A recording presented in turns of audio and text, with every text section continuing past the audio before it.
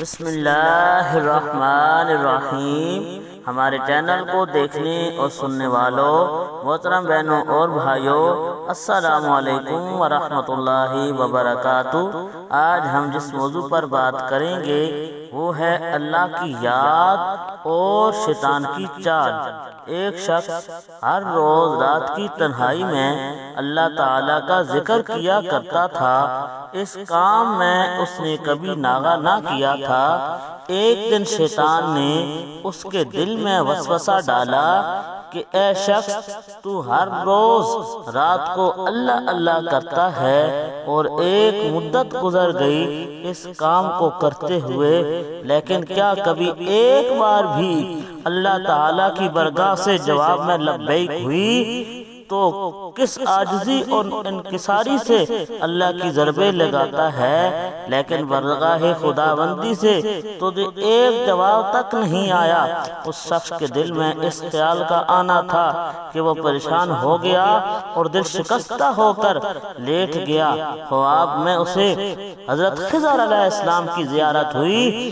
آپ نے اس سے پوچھا، اے اللہ کے بندے، تو اللہ کے ذکر سے کیوں رک گیا ہے؟ کہنے لگا، میں تو ہر روز اللہ اللہ کرتا تھا، لیکن جواب میں میرے پاس لبیک نہیں آیا، اس لیے میں اس بات سے ڈر گیا کہ شاید میں اللہ تعالیٰ کی بارگاہ میں مردود ہوں۔ یہ سن کر حضرت خضر علیہ السلام نے فرمایا، اے اللہ کے بندے، مجھ سے اللہ پاک نے فرمایا کہ جا میرے اس بندے سے کہہ دو کہ تیرا اللہ اللہ کہنا میرے ہی کرم کی وجہ سے ہے۔ کیا میں نے تجھے اپنے کام میں نہیں لگا رکھا ہے؟ تیری طلب تڑپ کا مجھے سب پتہ ہے۔ میں تجھے بھولا نہیں ہوں، نہ ہی میں نے تجھے نظر انداز کیا ہے۔ تیری ہر پکار پر اور ہر بار اللہ کہنے پر میں تجھے 1000 بار لبیک لبیک کہتا ہوں۔ تجھے یہ سوچ، یہ عمل، یہ طلب میں ہی نے دی ہے اور میں نے ہی تجھے اس کام پر لگایا ہے۔ اصل میں مجھے تجھ سے محبت ہے۔